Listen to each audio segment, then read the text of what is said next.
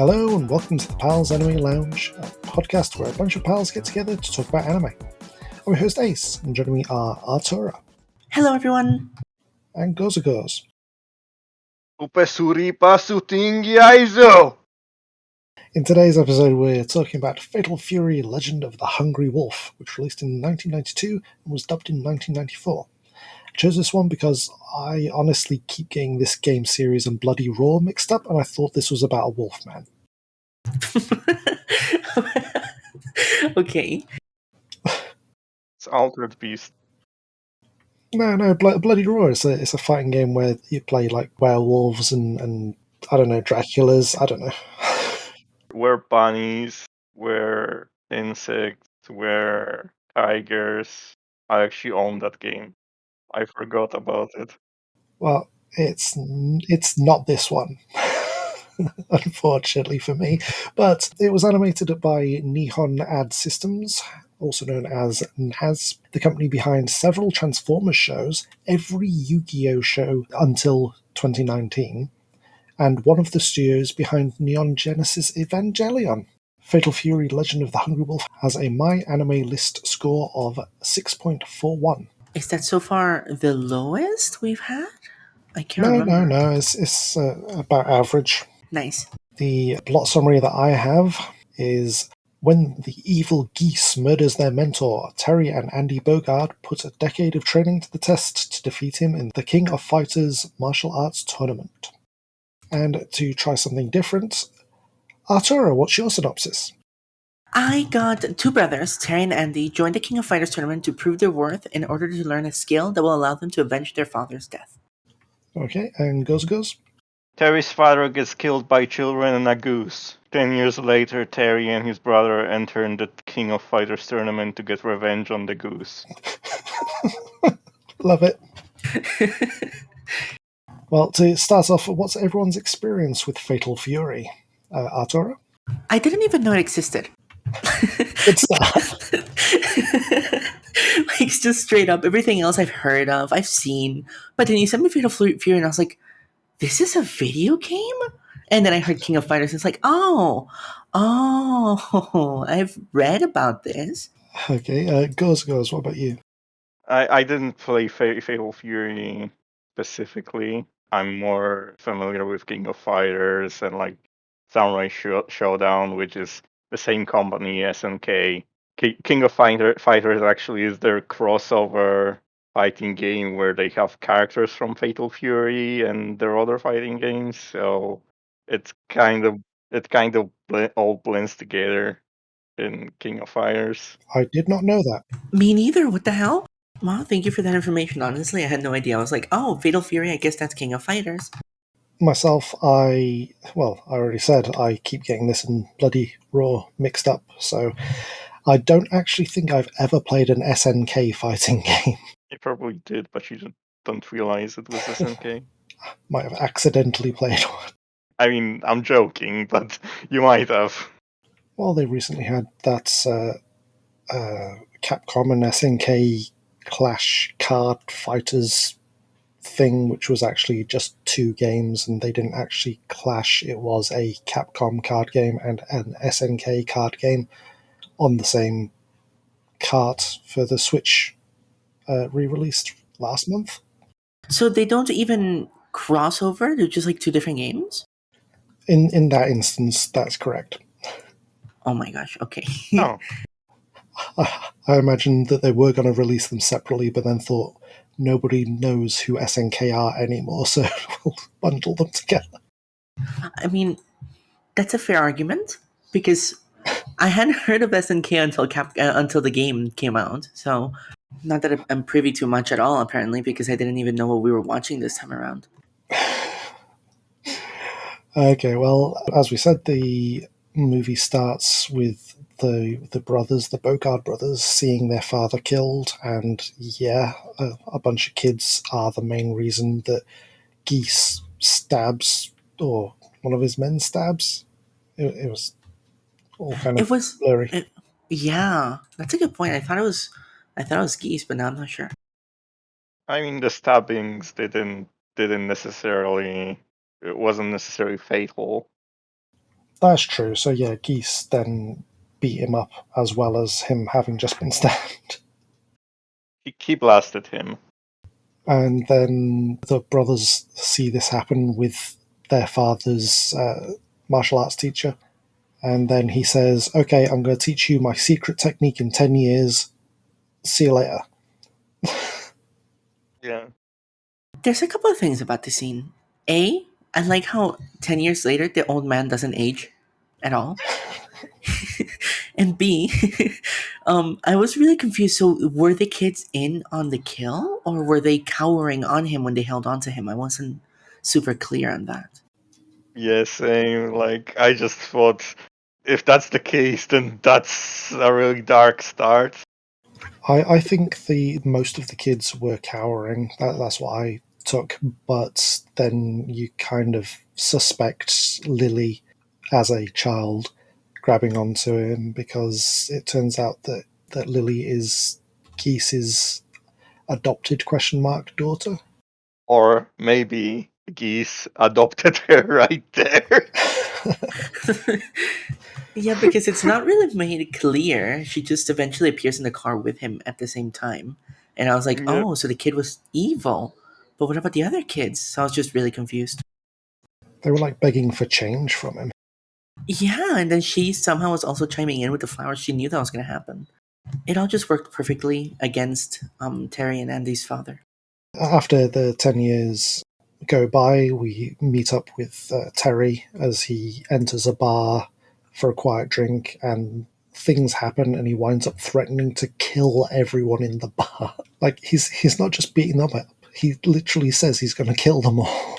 Wait, really? I missed that. Yes, It may have been in the subtitles, but yeah, the threat of ending their lives was definitely there. I watched it dubbed with the subtitles and now and then flicked over to the sub just so I could hear everyone's voices. I also watched it subbed, so I'm really shocked to hear this. And a little scared of Terry now. it was maybe it was just drunken brawl talk. No, that's true. And we meet Lily again, and she's what causes the fight. And at the end of the fight, we're introduced to this guy who I didn't get his name. He's a kickboxer. Joe. Yes, a very simple name that I should have written down because we did get his name repeatedly. Okay, so he meets Joe, and they wind up running from the cops. And when they were facing off against each other, Joe gets that Terry is Andy's brother because he's already met Andy off screen because they both use the same fighting stance. So did Terry and Andy train together before splitting up, or did they instinctively have the same stance? Or I mean, I assume if they were in a weird relationship where they had both their father and their master, I assume they were all living together, then yeah, they might have already picked some stuff up. That's a fair point. It does seem like that's a very good point because I didn't realize. To me, it just loaded that they had trained together for a while and then they'd split up. But I don't know. It's not really mentioned. I don't think that the master was training the kids or involved with the kids in that sort of way, at least. No, it's never because hinted at that. Geese, he's surprised that the old man has joined forces with the kids. It's like, why would they not join forces? You killed the kid's old man. Well, father, not too many old men. Too many old men, instructions unclear. Instructions unclear. Killed all old men. Well, you're right. After checking back the footage, Terry does indeed tell them anyone else want to lose their life. Now, I took that as sarcasm, but now I'm scared. I mean, you don't see any of the bodies moving. No, they never move afterwards. It's not like they cower or flee after the police arrive afterwards. Just dissolve. Yeah, they just disappear. So we later In Joe's hotel room, guessing this is a hotel room, he tells Terry that he should enter the King of Fighters tournament, which is about to happen 3 days from then, I think he says. And so he agrees, and then coincidentally, it's a couple of days after he's supposed to be meeting the old man and his brother. And then we find out that the secret technique that the old man wants to teach the brothers is the Hurricane Punch. Wait, did they say it this early into the movie? And yeah, when they meet up at the gravesite. I was honestly really shocked when they put Andy to fight against Terry randomly. I honestly didn't know that was Andy. So I was like, why is Terry fighting randomly? I actually had to laugh because in the dub, Andy jumps down on Terry shouting like "ah," and Terry dodges out of the way. In the sub, he doesn't make a noise. He just jumps down, and Terry jumps out of the way, instinctively sensing that this person's jumping out of a tree. Sixth Sense? I don't know. One thing I wanted to mention is that this is such a typical story of when Terry and Andy fight, and he's like, I'm gonna beat you, and once I do, I'm gonna learn the technique, and I'm gonna avenge our father. And it's like, like, of course Terry's gonna get it because he's the main character, but it's always such a typical story that the character that's more cool-headed, even if they're not the best fighter, gets it, because that's exactly what happened with Geese and their father, right? Yep, the old man even says that, and then Andy's like going off hot-headed all the time. One thing I did want to ask, I forgot to ask, why is it that Geese wanted their father dead? I wasn't clear on that. He wanted to be the very best? Oh. So that was never explained, okay. Yeah, he just beats him up Just to advance the plot, I guess. and wanders off, gets in his car and drives off. Okay. I mean, it was a simpler time. Like back then in the 80s, 90s, you could get out of the car, kill someone, go drive home, and like have a nice dinner, and no one would bother you. There was no consequences. Ah, yes, the good old times. So we find out that it's called the Hurricane Punch, and nobody but him knows it. I mean, the father knew it, and the old man knows it. Geese didn't know that this technique existed. He's surprised later when he finds out that this technique, oh yes, it's a secret technique. I see in this scroll that there's a blank space, and now I understand why there was a blank space, because it's a secret technique. So he didn't even know that this secret technique existed. So that makes his murder of the father even stranger, because it's not even a case of, you know, this technique that I will never know because I'll never be taught it, so I'll just kill you, and then no one will know it. Yeah, it's almost like he didn't think this through. So, here's my question. If he knew the technique, and that same technique is considered so powerful that they want to teach it to beat Geese, why does the father not use it? Like, there's a lot of plot holes here. I assume he didn't want the children to be collateral. like he would spin his arms around. But the children left when he fights Geese, even if he was stabbed. Oh, that's true, yeah. I mean, it's a big whirlwind. They might have still been dragged into it. When we see it used later, there's Maybe. no children around. I guess we wouldn't know what the force of gravity would do to the children. I made a note about 25 minutes in, saying that there wasn't a lot of fighting in this fighting game adaptation. That's a good point. They went to the King Fighters tournament, and most of the fights were just skipped. They're shown in quick sequences, and then suddenly there's a guy with a sniper rifle on top that's gonna shoot them. Now, I had two quarrels with this. First of all, when they shot, I was really shocked that Joe took the shot. I didn't understand how or why he saw it. And second of all, this is the King of Fighters tournament, which is owned by Geese. So isn't this basically saying that his entire tournament is just unsafe, and why would anyone ever do it again and go here again? He pays off the authorities, the local police and stuff, so, I mean, people aren't there to have a safe time. I guess that's a good point. Yeah, the old man, the master, had to dress up as a woman to get in. That's true. How did they know to look for him, though? Because they were looking for him. I think, if I'm not wrong, Geese tells them that they're part of the tournament and he's probably in there as well, so that's when they start looking. My question Right. was, how did he know he was going to be looked for and he could trust the lady beside? And also, if an old man asked me to use my hat, because I'm assuming he didn't take the hat himself, to hide from the people looking for him, you think I'd cover? It's like, no, why are they looking for you? Well, she's not very inquisitive.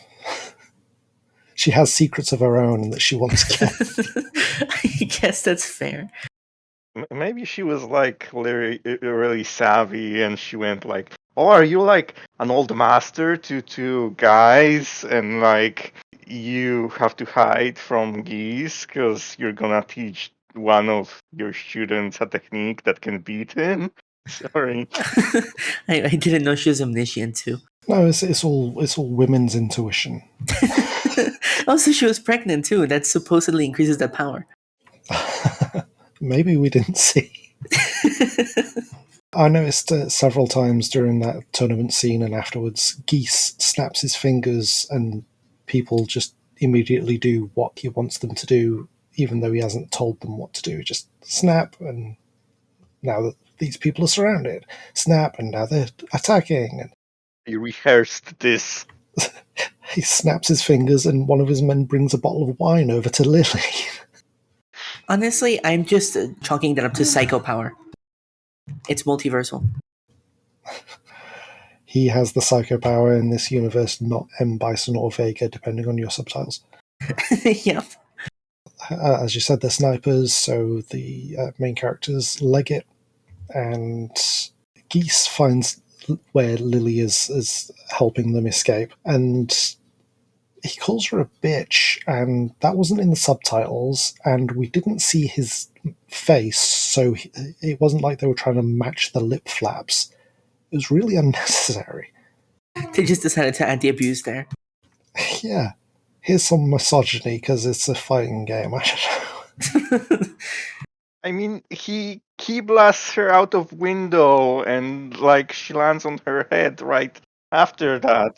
They make their escape. The old man is stabbed by a spear slash stick that I don't think was sharp at all, and he's dying in the hospital, and then immediately is able to get up, get out of bed, come outside, and teach the hurricane punch.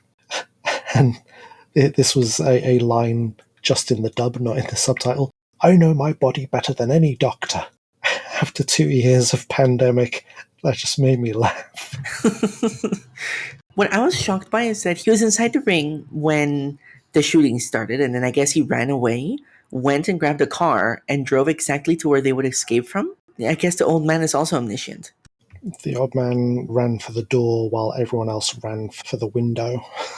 Oh gosh, I missed that. Well, you're right. I'm just assuming. Oh, you are right though. The staff that hurts him isn't actually. He uses that skill again later against Andy, and apparently it punctures your lung somehow, which is like a terrifying way to die. As someone who's had a collapsed lung can confirm. Yeah, so like I don't know if that's possible, but that was terrifying when that happened to the poor old man. And I really like how he just got up from the coma and he was just like battle ready.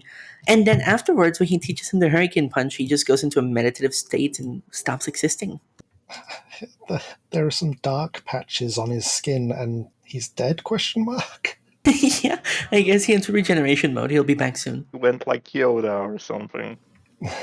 Well, Optimus Prime turns grey when he dies in the Transformers the movie. So Oh, what happens to the paint? I don't know.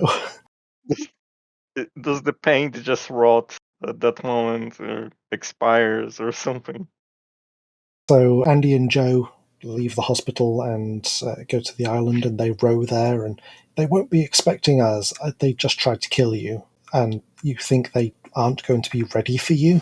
Of course they are ready for them. I don't know. Like maybe they also realize that Geese doesn't think things through all the time. So, like, they were like 50-50. Maybe they will be ready, maybe they won't. We'll roll the dice. They fight off a bunch of guards and they still decide that they have the element of surprise.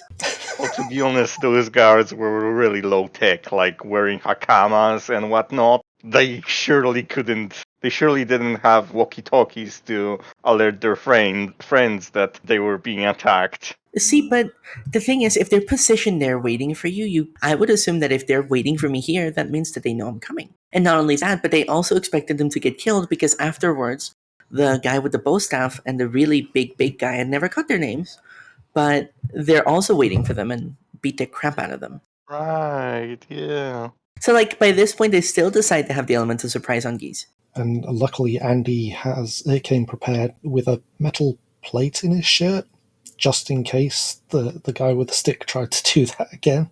Which, might we add, he literally just left, he left the hospital and then just went straight into the fight. So, like, very nice, very well done. Yeah, they should have stopped and get some guns or something. That's true. Terry arrives on the island, and they all race up to fight Geese, and Joe and Andy get immediately beaten down. And then Terry tries his best before trying the one move that is the only move that will defeat Geese. And he uses key blasts and whatnot. Yes, but when Terry uses this final attack, the Hurricane Punch, did anyone else notice that we didn't see it hit? That's a good point.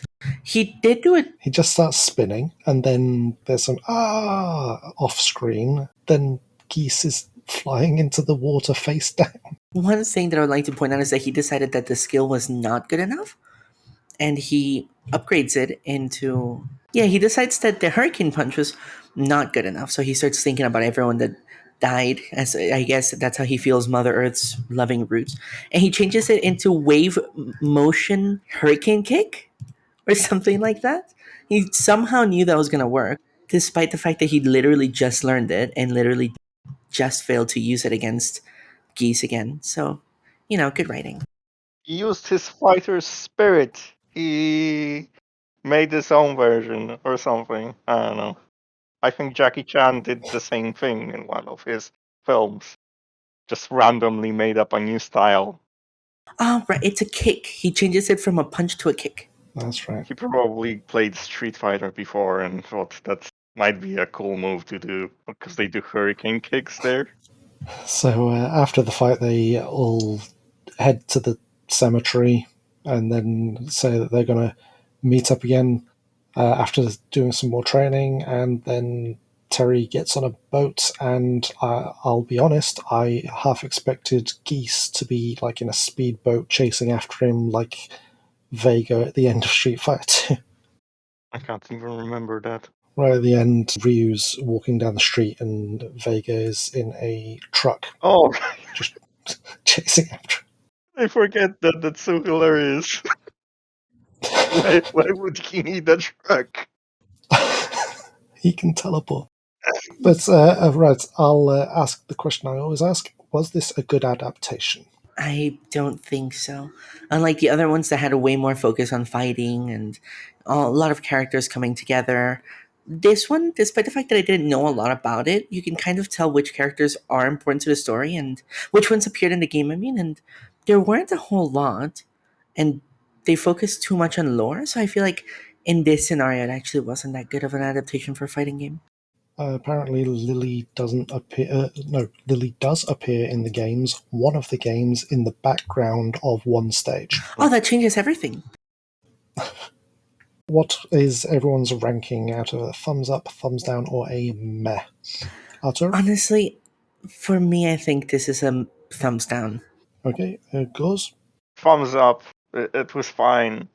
I didn't get bored throughout. There was a lot of silliness that I enjoy. So, yeah, I'd watch it again, maybe, if I had nothing else to do. Okay, for myself, it's a thumbs down. Not only was it lacking in fights, I mean, even Tekken's one-sided fights were fights, and bits of it made no sense. The name, Legend of the Hungry Wolf, that makes no sense. There is no mention of a wolf, hungry or not, in the dub. The subtitles mention the word wolf once, and I think that's when they were describing Terry as one. Yeah, Yeah. if you see the ending, if you see past the credit scenes, you actually get to see Terry showing like a wolf behind him. So my assumption is that the Legend of the Hungry Wolf is just the Legend of Terry. Yeah, but that doesn't make any sense in the dub, so why would the English title be Legend of the Hungry Wolf? I'm just arguing that, I I don't know. Okay, I didn't make the movie. Go back in time and find out. I just know that it's bad and I didn't like it. You only have to go back 30 years. Oh, nice. Can't wait to go back and learn about this for no reason. From what I understand, like the connection isn't that clear in the games either. So like the film just inherited it. Like the name was known, so they used the same name for the film, whatever. So basically, what you're telling me is that because the game was vague, they decided to be vague too. I'm really excited to see the Dark Souls interpretation then. All right, well, thank you, both of you, for coming to this episode of the podcast. Thank you so Thank much for you. having us. And however, Gorse would say, arigato gozaimasu or something. Yep. That, whatever that meant. Thank you for listening to the Pals Anime Lounge, and better yet, thank you for subscribing wherever you found this episode. You can find more from us on GameGrin.com, finding us on social media, or listening to the Grincast podcast. And until next time, game on.